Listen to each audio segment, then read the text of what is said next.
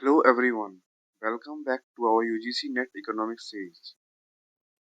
आज हम कवर करने वाले हैं थ्योरी ऑफ कंज्यूमर बिहेवियर, जो कि यूनिट 1 माइक्रो इकोनॉमिक्स के सबसे इम्पोर्टेंट और हाई वेटेज टॉपिक है। इस लेक्चर में हम बेसिक्स से लेकर एडवांस टॉपिक तक सब कवर करेंगे, जैसे cardinal versus ordinal utility, indifference curve analysis, Slutsky equation, reveal preference, consumer surplus.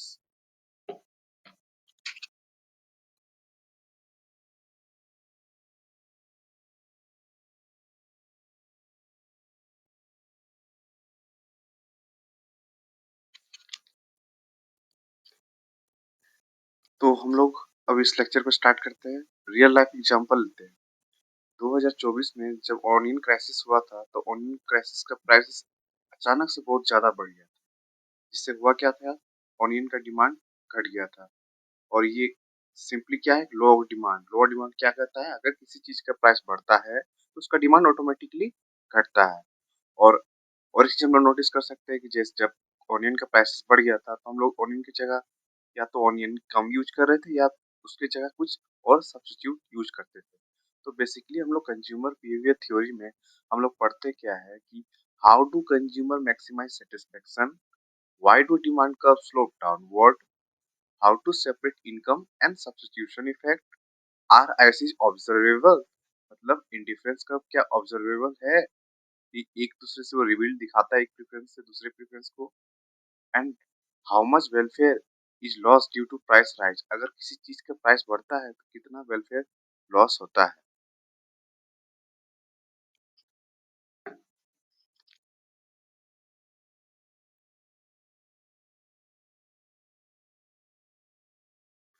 तो फर्स्ट हम लोग पढ़ते हैं कार्डिनल वर्सेस ऑर्डिनल यूटिलिटी, जो कि दो मेजर है सेटिस्फेक्शन को मेजर करने के लिए, दो अप्रोचेस। तो पहले कार्डिनल यूटिलिटी का बात करते हैं। इसमें यूटिलिटी को मेजर किया जाता है जैसे 10 यूटिल्स, 20 यूटिल्स, और ये कार्डिनल यूटिलिटी एल्फ्रेड मार्शल द्वारा दिया गया था। इसमें हम लोग यूटिलिटी को कार्डिनल नंबर्स में मेजर करते हैं। जैसे सपोज दैट हमको आइसक्रीम खा के 10 यूटिल्स का सेटिस्फेक्शन मिला, या चॉकलेट खा के 20 यूटिल्स का सेटिस्फेक्शन मिला। ये हम लोग एक कार्डिनल नंबर में अपना सेटिस्फेक्शन को रिप्रेजेंट कर रहे हैं। इसमें मार्जिनल यूटिलिटी डिफाइंड है और मेजरेबल। इसमें इसमें जो लॉ यूज होता है वो है law of diminishing marginal utility, जिसके बारे में आगे आगे पढ़ने वाले हैं। और ये एक लेस रियलिस्टिक है क्योंकि यूटिलिटी को मेजर करना बहुत ही हार्ड है। मे बी हमको 10 यूटिल्स हो रहा है किसी चीज को कंजप्शन करने के बाद, दूसरे को 10 से ज्यादा हो। ये मतलब एक बहुत ही मतलब ये डिफिकल्ट टाइप का है।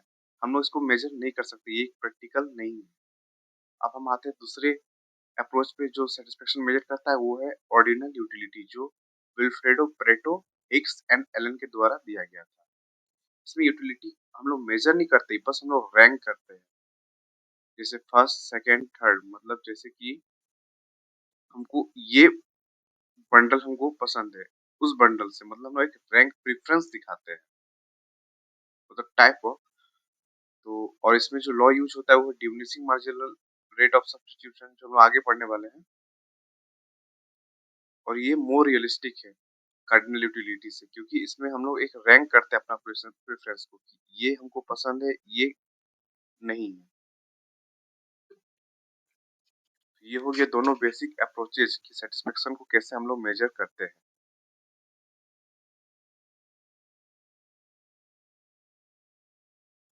अब हम लोग सबसे पहला लॉ पढ़ने वाले हैं, law of diminishing marginal utility, Gossen's first law.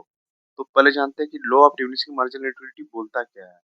As a consumer consumes successive unit of commodity, the marginal utility derived from each additional unit diminishes, keeping all other things constant, जिसको हम लोग बोलते हैं सेटरिस पैरेबस। मतलब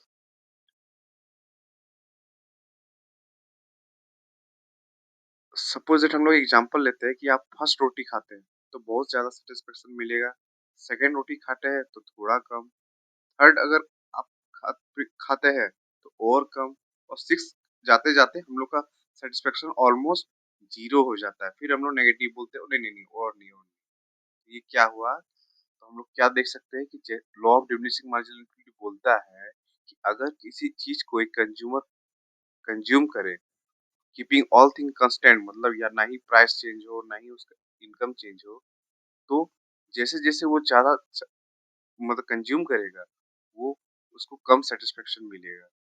यही है law of diminishing marginal utility. अब हम लोग जैसे जानते हैं कि कोई भी अगर लॉ है या थ्योरी है इकोनॉमिक्स का, तो उसका सर्टेन एजम्पशंस होता है। जैसे कि पहला एजम्पशन क्या है? Homogeneous unit.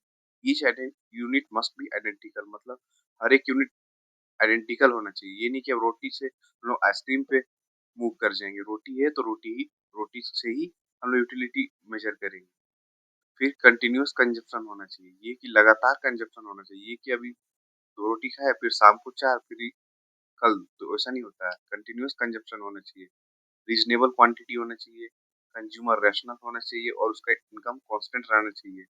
और उसके टेस्ट में या फैशन में चेंज नहीं आना चाहिए।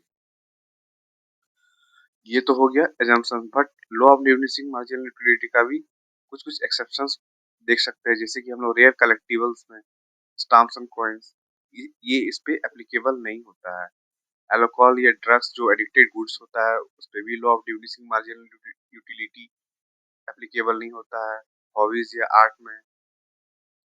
तो ये हो गया law of diminishing marginal utility, जिसको हम लोग बोलते हैं गॉसेंस फर्स्ट लॉ। अब law of diminishing marginal utility को हम लोग ग्राफिकल देखें तो ग्राफिकल से हम लोग समझ सकते हैं। जैसे देखिए, जैसे जैसे कंज्यूमर जैसे जैसे कंज्यूमर अपना यूनिट कंज्यूम कर रहा है, धीरे धीरे धीरे धीरे धीरे धीरे धीरे धीरे सेटिस्फेक्शन उसका बढ़ रहा है। बट एक पॉइंट आएगा जहाँ पे उसका टोटल यूटिलिटी मैक्सिमम होगा और उसके बाद डिक्रीज करेगा, मार्जिनल यूटिलिटी फॉल होते जाएगा।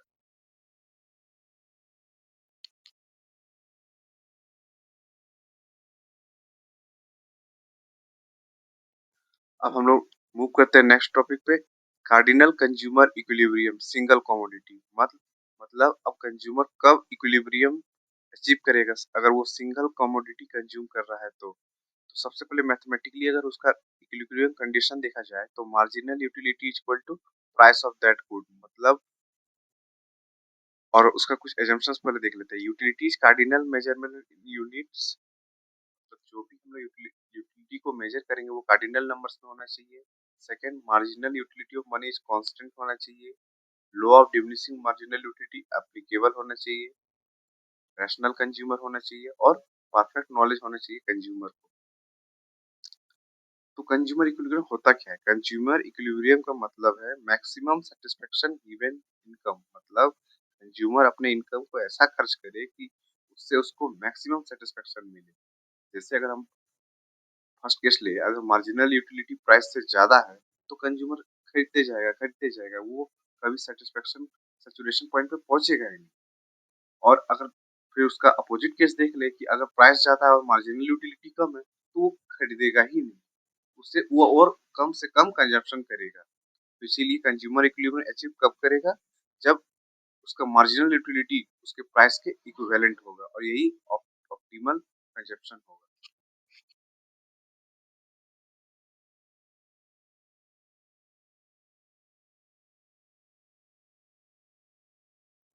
अब कंज्यूमर इक्विलिब्रियम हम लोग पढ़ते हैं मल्टीपल गुड्स में, मतलब वो तो हम लोग सिंगल कमोडिटी देख लिए। अब हम लोग मल्टीपल गुड्स में देखते हैं। तो मल्टीपल गुड्स का इक्विलिब्रियम कंडीशन क्या है कि marginal utility derived from price of X equal to marginal utility derived from Y divided by price of Y equal to marginal utility of money. मतलब consumer ऐसे अपने पास पैसे को खर्च करेगा कि उसको दोनों दोनों क्वांटिटी, मतलब दोनों कमोडिटी का क्वांटिटी से सेम सेटिस्फेक्शन होना चाहिए जितना कि उसका उसके पैसे हो। अगर मान लीजिए कि उसको एक्स से ज्यादा सेटिस्फेक्शन मिल रहा है तो वो ऑब्वियसली वाई से ज्यादा एक्स को प्रेफरेंस करेगा। और अगर उसको वाई से ज्यादा सेटिस्फेक्शन मिल रहा है तो वो एक्स से ज्यादा प्रेफरेंस करेगा उसको। इसीलिए दोनों कमोडिटी से सेम सेटिस्फेक्शन मिलना चाहिए और सेम, मतलब उसके पैसे के हिसाब से उसको सेम इक्विवेलेंट खर्च करना चाहिए।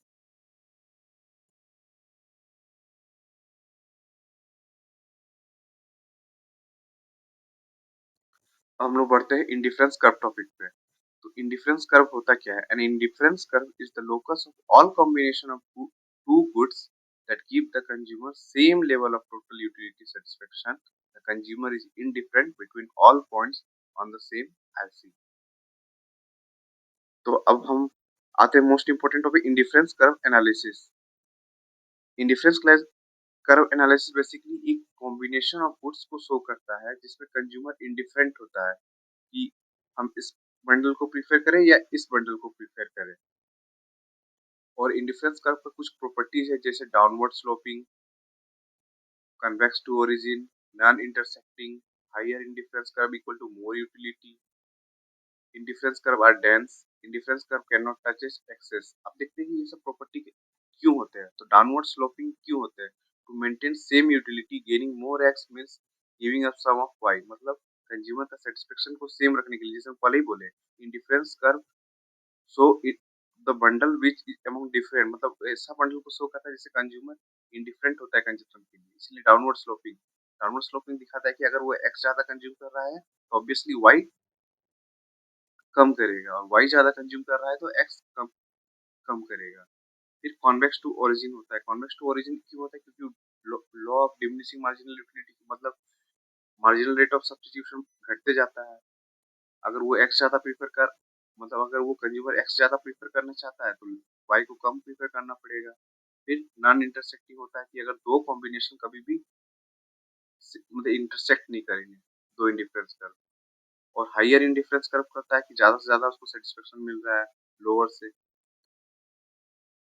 फिर वो कभी एक्सेस को टच नहीं करेंगे, वो हाइपरबोलिक जरूर होंगे, क्योंकि अगर वो एक्सिस एक्स एक्सिस या वाई एक्सिस को टच किया मतलब वो उस कमोडिटी को वो कंज्यूम नहीं कर रहा है।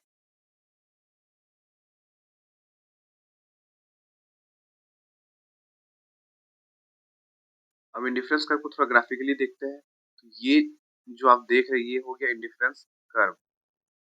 जो हायर इंडिफरेंस कर्व है वो higher level of satisfaction show कर रहा है एज कम्पेयर टू लोअर। फिर यहाँ पे देख सकते हैं आईसी का ये डाउनवर्ड है, कॉन्वेक्स टू ओरिजिन है, और ये एक दूसरे को इंटरसेक्ट नहीं कर रहा है।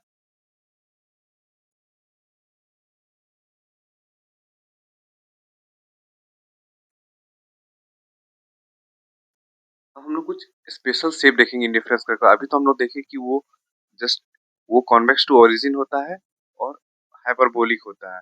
बट अब हम लोग देखते हैं कि कुछ स्पेशल केसेस होता है, जैसे परफेक्ट सब्स्टिट्यूट केस में इंडिफरेंस कर्व स्ट्रेट लाइन रहता है और उसका स्लोप कांस्टेंट नेगेटिव रहता है, और कांस्टेंट और उसका मार्जिनल रेट ऑफ सब्स्टिट्यूशन भी कांस्टेंट रहता है। फिर परफेक्ट कॉम्प्लीमेंट एल शेप का होता है। परफेक्ट कॉम्प्लीमेंट कहने का मतलब है दोनों गुड्स को हम लोग साथ में यूज करते हैं। Just opposite of perfect substitute मतलब कि अगर हम एक्स को प्रिपेयर कर रहे हैं तो वाई को नहीं करेंगे, वाई को कर रहे हैं तो एक्स को नहीं करेंगे। फिर ये न्यूट्रल गुड ऐसा हो गया जिसको हम लोग न्यूट्रल रखते हैं उसके कंजप्शन के, जैसे कि सॉल्ट। अब सॉल्ट कितना भी हो जाए हम लोग तो अपनी जरूरत के हिसाब से ही यूज करेंगे।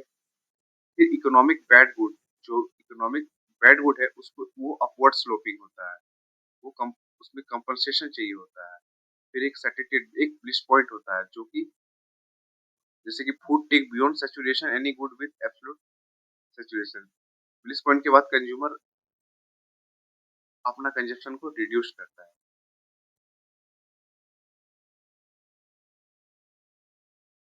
जैसे पिछले स्लाइड में हम लोग देखे कि इंडिफरेंस कर्व पर कुछ कुछ स्पेशल केसेस होता है। तो देखिए परफेक्ट सब्स्टिट्यूट में टोटली स्ट्रेट लाइन होगा।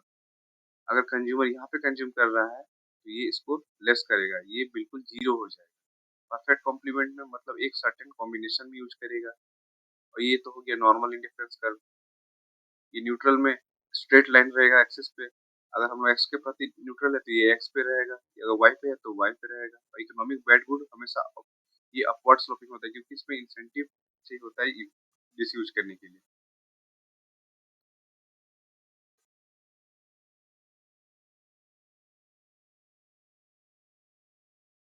अब हम लोग पढ़ने वाले बजट लाइन।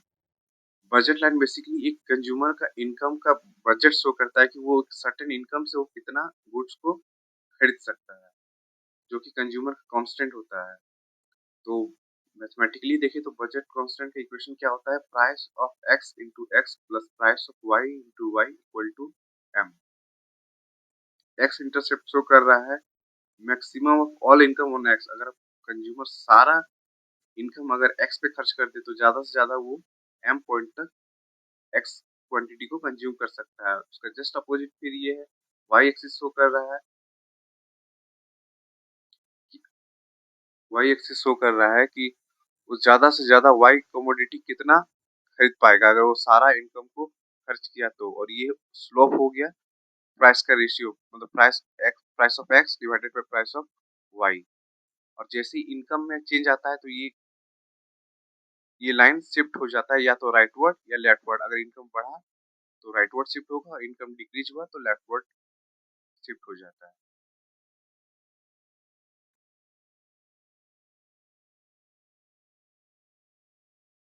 अब ये कंज्यूमर इक्विलिब्रियम, अब कंज्यूमर इक्विलिब्रियम कब अचीव करेगा, जैसे कि ये हम लोग हो गए ये बजट लाइन। अब कंज्यूमर इक्विलिब्रियम तब तब अचीव करता है जब इंडिफरेंस कर्व उसके बजट लाइन को टेंजेंट करे। जैसे ये पॉइंट ई पे, ये पॉइंट ई पे अगर टेंजेंट हो जाए तो यहीं पे कंज्यूमर इक्विलिब्रियम अचीव करता है। हाईएस्ट यूटिलिटी पॉइंट ई पे अचीवेबल होगा।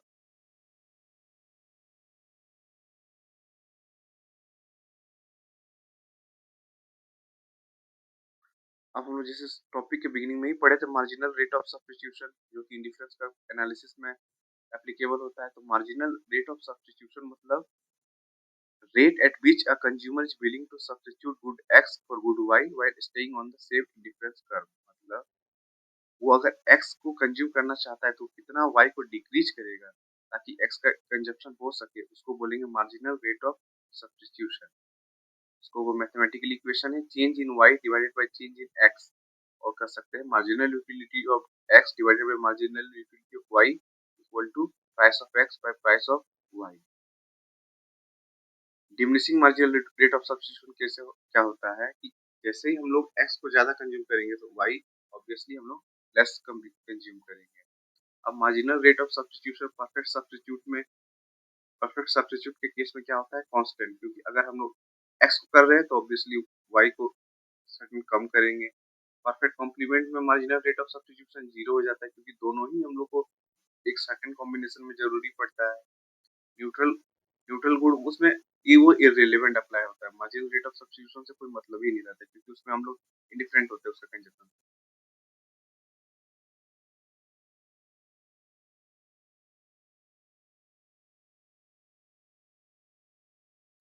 अब हम लोग केस देखेंगे कि जब कंज्यूमर एक ही गुड को परचेज कर रहा है तो कॉर्नर सॉल्यूशन या इंटीरियर सॉल्यूशन एप्लीकेबल होता है। जिसका कॉर्नर कॉर्नर सॉल्यूशन करने का मतलब है कि जब कंज्यूमर एक ही गुड को प्रीफर करता है तब या तो वो एक्स एक्सिस या वाई, जैसे हम लोग देखे थे कि अगर कंज्यूमर सारा बजट लाइन का ग्राफ में कि अगर कंज्यूमर सारा इनकम खर्च करता है तो या तो वो एम क्वांटिटी तक एक्स परचेज कर सकता है या एन क्वांटिटी तक वाई परचेज कर सकता है।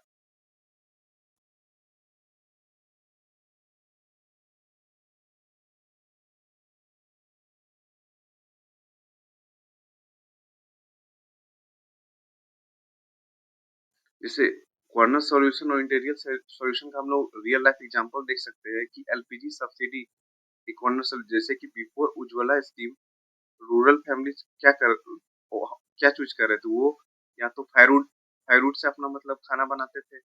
लेकिन जैसे ही मतलब एलपीजी अफोर्डेबल हो गया तो बजट लाइन शिफ्ट हो गया और वो क्या किए, दोनों ही फ्यूल को कंजप्शन करने लगे। देखते ग्राफिकल में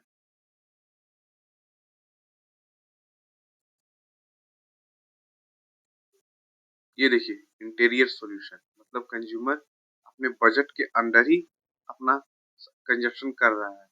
सेकंड केस बी में देखते हैं कि एक केस ये देखिए एम सारा कंज्यूमर एम पे ही मतलब एक्स पे ही कंज्यूम कर रहा है, बाकी वो नहीं कर रहा है। जबकि ओरिजिनली वो कर सकता था कि दोनों ही consumption. Corner Y at axis इसके सी ऑप्शन सी मतलब केस सी में दिखा रहा है कि कंज्यूमर सारा इनकम अपने गुड्स वाई पे कंज्यूम कर रहा है। ये हो गया कॉर्नर, यही हो गया कॉर्नर सॉल्यूशन। कॉर्नर सॉल्यूशन करने का मतलब क्या है कि कंज्यूमर जब सारा इनकम एक ही गुड्स पे एक्सपेंडिचर करे, उसको तब हम लोग का कॉर्नर सॉल्यूशन रेज होता है।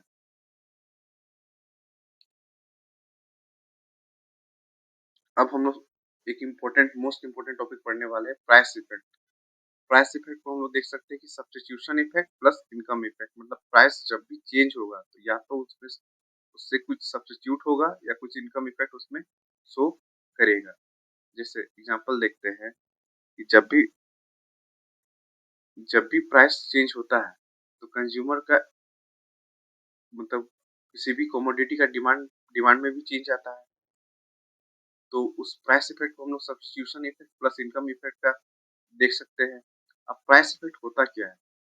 Total change in quantity demanded of X when price of X falls और इंक्रीज। मतलब प्राइस इफेक्ट तब हम लोग देख सकते हैं कि जब भी कोई कमोडिटी का प्राइस अगर बढ़ता है तो उसमें क्वांटिटी बढ़ता है, तो उसमें क्या चेंजेस आता है डिमांड में, उसको हम लोग बोलते हैं प्राइस इफेक्ट। और प्राइस इफेक्ट को दो तरीके से तोड़ सकते हैं, एक सब्स्टिट्यूशन इफेक्ट में, एक इनकम इफेक्ट में। अगर किसी चीज का अगर प्राइस बढ़ गया तो ऑब्वियसली हम उसको सब्स्टिट्यूट करेंगे किसी उसको मतलब रिलेवेंट कमोडिटी से। फिर इनकम इनकम इफेक्ट, अगर प्राइस ज़्यादा बढ़ गया तो हम लोग को इनकम ऑब्वियसली डिक्रीज हो जाता है, जिसके कारण से हम लोग उसको कम कंजप्शन करते हैं।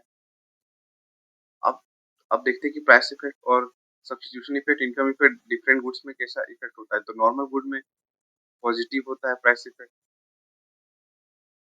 पॉजिटिव होता है वो डाउनवर्ड स्लोपिंग होता है। इंफीरियर गुड में भी पॉजिटिव मतलब ये सब्स्टिट्यूशन इफेक्ट पॉजिटिव होता है, बट इनकम इफेक्ट नेगेटिव होता है, वो भी डाउनवर्ड स्लोपिंग होता है। डिफरेंट गुड के केस में पॉजिटिव होता है substitution effect, but income effect भी नेगेटिव होता है, मतलब ज्यादा से ज्यादा कंजम्पशन होने लगता है।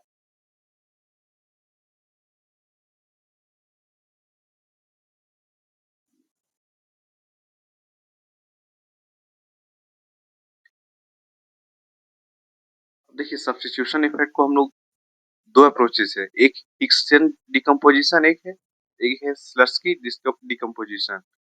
हिक्सियन डिकम्पोजिशन में हम लोग कंपनसेटिंग वेरिएशन बेसिकली बारे पढ़ते हैं, जैसे कि यूट- हम लोग कंज्यूमर को कंपनसेट करते हैं ताकि उसका यूटिलिटी कांस्टेंट रहे, वो सेम इंडिफरेंस कर्व पे मूव करे।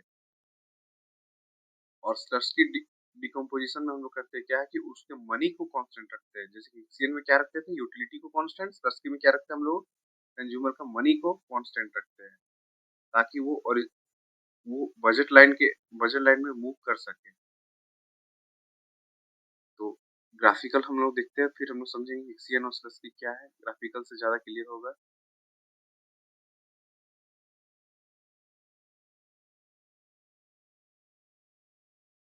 हिक्सियन फोकस करता है वेलफेयर एनालिसिस और प्राइस इफेक्ट पे। अब देखिए हिक्सियन डिकम्पोजिशन, जैसे कि मान लीजिए ये ये पॉइंट सी, ये सी पहला बंडल था, बट जैसे ही कंज्यूमर इनिशियली कहाँ किस पॉइंट पे था, इक्विलिब्रियम पॉइंट ए पे, बट जैसे ही प्राइस फॉल होता है, जो बजट लाइन है वो रोटेट हो जाता है यहाँ पे BL1 पे, इस पॉइंट पे। तो पॉइंट बी क्या दिखाता है, हिक्सियन सब्स्टिट्यूशन इफेक्ट, मतलब कंज्यूमर को सब्स्टिट्यूट कर जाता है पॉइंट बी तक। बट हम लोग को जब देखेंगे, जब फाइनल इक्विलिब्रियम होगा वो अचीव होगा पॉइंट सी पे।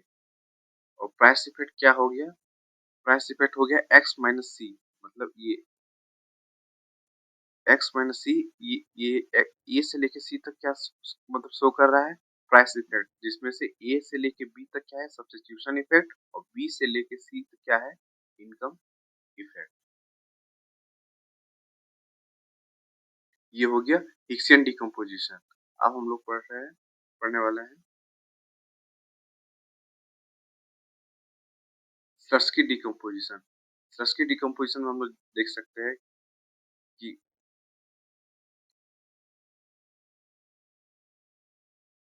जैसे ही बजट लाइन मूव करता है तो ऑब्वियसली कंज्यूमर शिफ्ट हो जाता है। इसमें पॉइंट ए से लेके बी तक ये हो गया सब्स्टिट्यूशन इफेक्ट पाथ, और बी से लेके सी तक इसमें हो गया इनकम इफेक्ट, इसमें देख सकते हैं कि वो सेम इंडिफरेंस कर्व पे मतलब वो एग्जिस्ट कर रहा है। इसमें हम लोग इनकम को हम लोग कांस्टेंट रखे और हिक्सियन में हम लोग यूटिलिटी को कांस्टेंट रखे।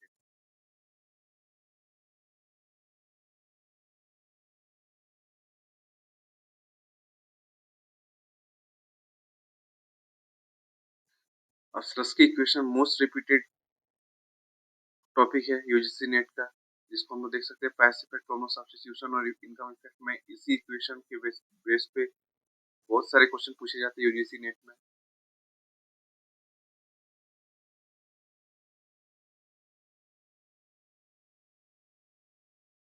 हिक्सियन और स्लस के डिकम्पोजिशन को हम लोग समराइज में वे में देख सकते हैं कि हिक्सियन हिक्सियन जेआर हिक्स द्वारा प्रपोज किया गया था, स्लस की ई स्लस की द्वारा प्रपोज किया गया था।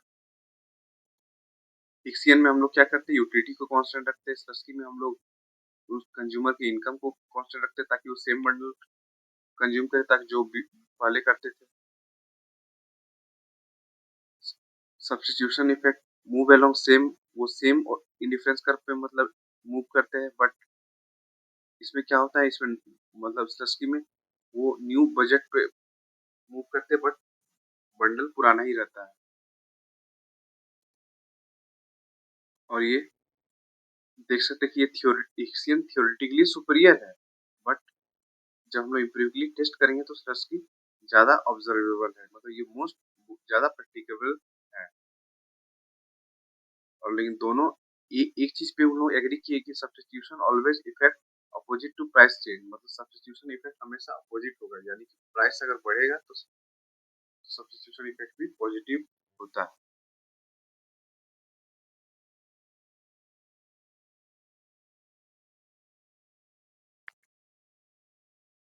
अब हम लोग पढ़ने वाले प्राइस इलास्टिसिटी ऑफ डिमांड।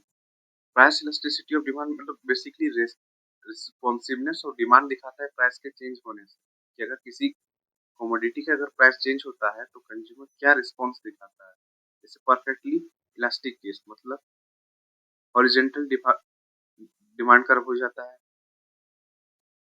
अगर कोई भी चीज का मतलब क्या बोलते हैं, क्यू वेरी इन, अगर किसी चीज का प्राइस फिक्स्ड है तो वो कंज्यूमर का क्वांटिटी फिक्स नहीं होता है, वो इनफाइनेटली डिमांडेड होता है। इलास्टिक डिमांड, अगर लग्जरी गुड हो तो वो कम प्रीफर करेगा, मतलब तुरंत वो मूव कर जाएगा दूसरे गुड पे। Unitary elastic, total revenue unchanged. Unitary elastic मतलब वो कंज्यूमर कुछ रिस्पॉन्स नहीं दिखाएगा प्राइस के चेंज होने से, वो सेम अगर सेम क्वांटिटी मतलब सेम परसेंटेज ऑफ की करें, मान लीजिए किसी चीज का प्राइस प्राइस अगर 2% से बढ़ता है तो अपना डिमांड 2% से घटा देगा, मतलब percentage of change in quantity demanded percentage change in price दोनों इक्विवेलेंट हो जाता है। इनइलास्टिक मतलब कंज्यूमर को कुछ फर्क नहीं पड़ता है, वो अपने डिमांड पे ये रहता है फिक्स। इनइलास्टिक डिमांड मतलब उसका ज्यादा लचीलापन नहीं है, सॉरी। इनइलास्टिक डिमांड कहने का मतलब है कि अगर किसी क्वांटिटी कमोडिटी का प्राइस अगर बढ़ता है वो इनइलास्टिक, मतलब वो लेस रिस्पॉन्सिवनेस दिखाता है। परफेक्टली इनइलास्टिक मतलब उसको कुछ फर्क नहीं पड़ने वाला। जैसे हम लोग एग्जांपल ले सकते हैं दवाई का केस, दवाई का कितना भी प्राइस बढ़ जाए कंज्यूमर उसको जितना जरूरी है वो उतना कंज्यूम करेगा ही।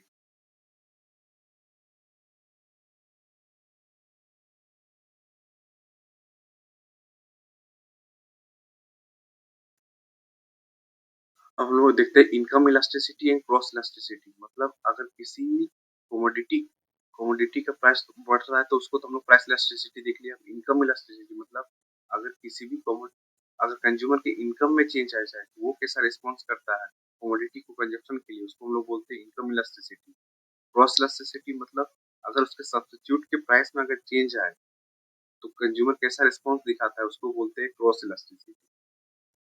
और इनकम इलास्टिसिटी का मैथमेटिकल फॉर्मूला यही हुआ, change in quantity divided by change in income into income by quantity. Cross elasticity का डिमांड हम लोग ये इक्वेशन देख सकते हैं, और इसमें हम लोग देख सकते हैं कि इलास्टिसिटी का वैल्यू क्या होता है। इनकम इलास्टिसिटी में अगर सुपीरियर रहेगा तो हम लोग ज्यादा से ज्यादा कंज्यूम करेंगे। नॉर्मल गुड में 1 से लेस होता है पर 0 से ज्यादा होता है। नेसेसिटी में तो इक्विवेलेंट हो मतलब इक्वल टू 1 हो जाता है। इंफीरियर गुड में लेस देन 0 हो जाता है। गिवन गुड में स्ट्रांगली जीरो रहता है। इसी तरह ग्रॉस इलास्टिसिटी में देख सकते हैं।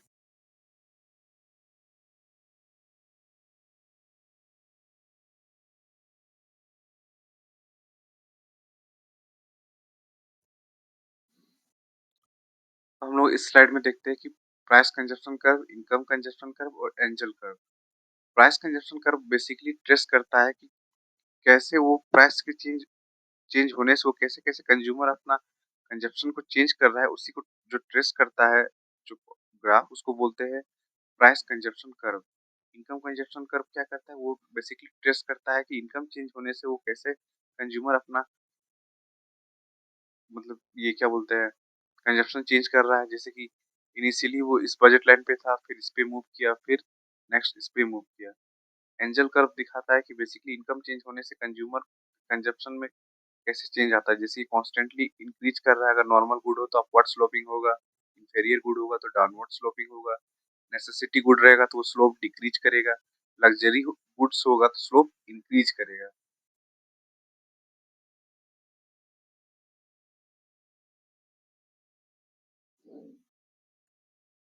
वही जिस जो हम लोग पिछले स्लाइड में डिस्कस किए, income consumption curve, the locus of equilibrium point trace when income changes price held constant. मतलब इनकम कंजप्शन कर्व उस इक्विलिब्रियम पॉइंट को ट्रेस करता है कि जब इनकम चेंज हो, प्राइस कांस्टेंट रहना चाहिए, इनकम चेंज होने से वो कैसे अपना कंजप्शन में चेंज कर रहा है, उसको इनकम कंजप्शन कर्व ट्रेस करता है। एंजल कर्व बताया कि वो एक रिलेशनशिप को प्लॉट करता है इनकम और क्वांटिटी डिमांड में कैसे हुआ, जैसे जैसे इनकम चेंज होगा वो कैसे कैसे क्वांटिटी में अपना चेंज लाते गया।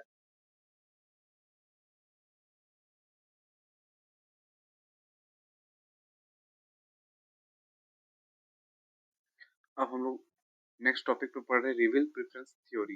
रिविल preference theory basically Paul Samuelson द्वारा दिया गया था। सैमुअल्सन ने बोला था चॉइस रिवील्स प्रेफरेंसेस, मतलब हम लोग के चॉइस हम लोग के प्रेफरेंसेस को रिवील करते हैं। इसमें दो हो गया, एक weak axiom of reveal preference जो कि पॉल सैमुअल्सन द्वारा दिया गया था, और एक है strong axiom of reveal preferences जो कि हिग्स द्वारा दिया गया था। Weak axiom of reveal preference के बारे में पहले देखते हैं कि if a bundle A is chosen when bundle B was also affordable, A directly refilled preferred to B, then B should never be chosen when A is affordable। मतलब अगर consumer bundle ए को चूज करता है bundle B के जगह, जबकि bundle B already affordable है, तो मतलब कंज्यूमर क्या शो कर रहा है कि उसको बंडल ए पसंद है as compare to bundle B. और कंज्यूमर कभी भी बंडल बी नहीं चूज करेगा जब जब तक ए अफोर्डेबल है। उसी के just opposite strong axiom of reveal preference देखते हैं जो कि हिग्स द्वारा दिया गया था। इफ ए इज डायरेक्टली और indirectly reveal preferred to B, then B must never be directly और indirectly reveal preferred to A. अगर कंज्यूमर ए को प्रीफर किया है तो चाहे कुछ भी हो जाए कंज्यूमर बंडल बी को प्रीफर नहीं करेगा।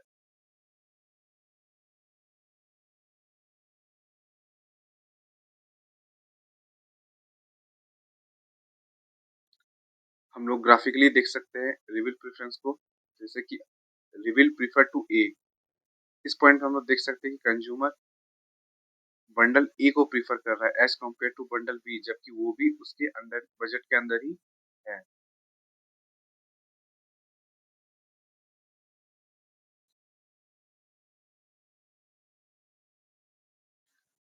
अब हम लोग नेक्स्ट टॉपिक पे देखते हैं consumer surplus. Basically consumer surplus मतलब कंज्यूमर को कितना मतलब सरप्लस मिलता है। जैसे ब्रिंगनेस टू प्राइस कंज्यूमर सरप्लस को हम लोग एक तरीका से देख सकते हैं, कंज्यूमर कितना विलिंगनेस टू पे था, मतलब कितना वो क्वांटिटी किसी भी कमोडिटी का क्वांटिटी के लिए वो कितना प्राइस देने के लिए रेडी था, और एक्चुअली उसको क्या पे कर रहा है, दोनों का डिफरेंस को हम लोग कंज्यूमर सरप्लस बोलते हैं। जैसे इस पॉइंट पे देख सकते हैं कि कंज्यूमर पी तक प्राइस देने के लिए रेडी था, बट कंज्यूमर को पी स्टार तक लग रहा है, तो मतलब ये जो ऊपर जो भी पार्ट हो गया पी, ये पार्ट हो गया क्या कंज्यूमर का सरप्लस। और मैथमेटिकली हम लोग उसको मतलब निकाल सकते हैं इंटीग्रेशन करके, उसका डिमांड इक्वेशन को उसको सब्ट्रैक्ट करेंगे उसका एक्सपेंडिचर से, जिससे कंज्यूमर सरप्लस निकल जाएगा मैथमेटिकली। और ग्राफिकली अगर निकालना रहेगा तो half into base into height, क्योंकि ये राइट एंगल है। अब जब प्राइस बढ़ता है तो कंज्यूमर सरप्लस श्रिंक करता है, क्योंकि उसको ज्यादा से ज्यादा प्राइस पे करना पड़ता है। प्राइस फॉल जब होता है कंज्यूमर सरप्लस एक्सटेंड होता है, क्योंकि वो ज्यादा पे कर सकता था बट उसको कम ही पे करना पड़ रहा है।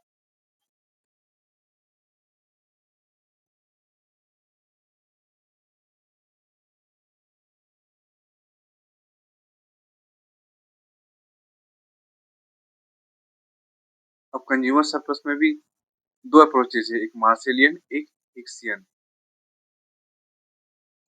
अब मार्सेलियन तो मतलब हम लोग देख लिए कि ये एरिया बिलो डिमांड कर्व है, कंपनसेटिंग वेरिएशन। हिक्सियन में दो मेजर्स होते हैं जब प्राइस राइज करते हैं P1 टू। एक पहला कंपनसेटिंग वेरिएशन, मतलब हम लोग कंपनसेट करते हैं ताकि वो ओरिजिनल क्वांटिटी को वो कंज्यूम कर सके।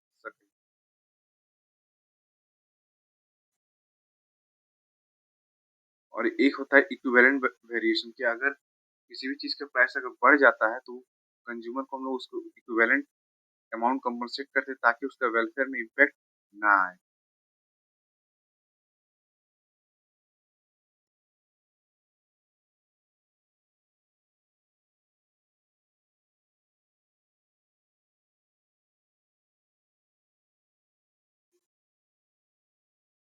और ये हम लोग इलास्टिसिटी और demand price income cross elasticity देख सकते हैं, डिफरेंट टाइप्स ऑफ गुड में कैसे कैसे होता है income elasticity cross elasticity.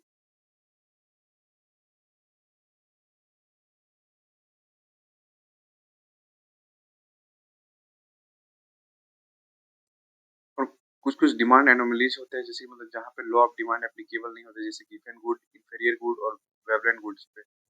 Given good एक special type of inferior goods होता है कि जो कि जस्ट अपोजिट इफेक्ट करता है, जैसे जैसे इनकम हम लोग को बढ़ेगा तो उसको ज्यादा से ज्यादा कंजप्शन करने लगते हैं। अगर वो given good basically basis good को बोलते हैं।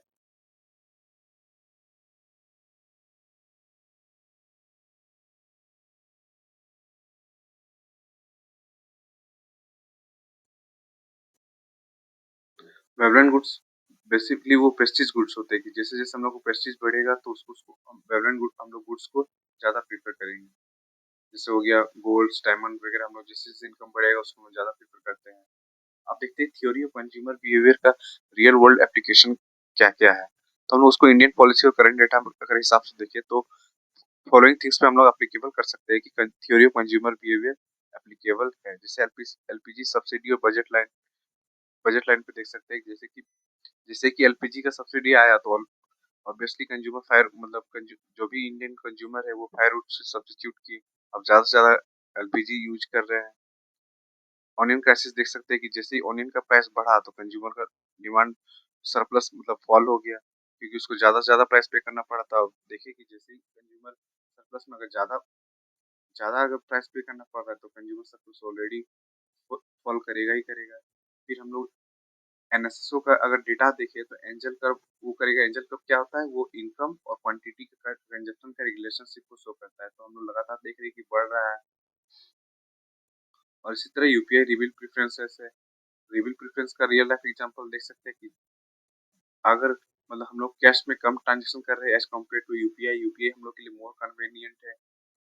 कोविड 19 का अगर एग्जांपल ले तो हम लोग को प्रेफरेंस कैसे शिफ्ट करता है, जैसे कि कोविड में हम लोग का इनकम पे ज्यादा इफेक्ट पड़ा था तो कैसे हम लोग अपना कंजप्शन को डिक्रीज किए थे, वो हम लोग देख सकते हैं एक रियल लाइफ एग्जांपल कोविड 19 का। फिर हम लोग फ्यूल प्राइसेस का एग्जांपल अगर देखें सब्स्टिट्यूशन इफेक्ट के तौर पे, कि अगर पेट्रोल का जैसे 94 टू 106 पर लीटर हो गया तो हम लोग इलेक्ट्रॉनिक व्हीकल पे ज्यादा अडॉप्ट करने लगे।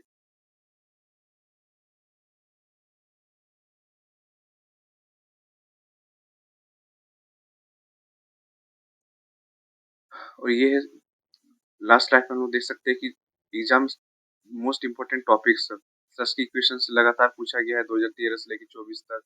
फिर इसी तरह सारा मतलब आपका सारा टॉपिक इम्पोर्टेंट टॉपिक है थ्योरी ऑफ कंज्यूमर बिहेवियर का।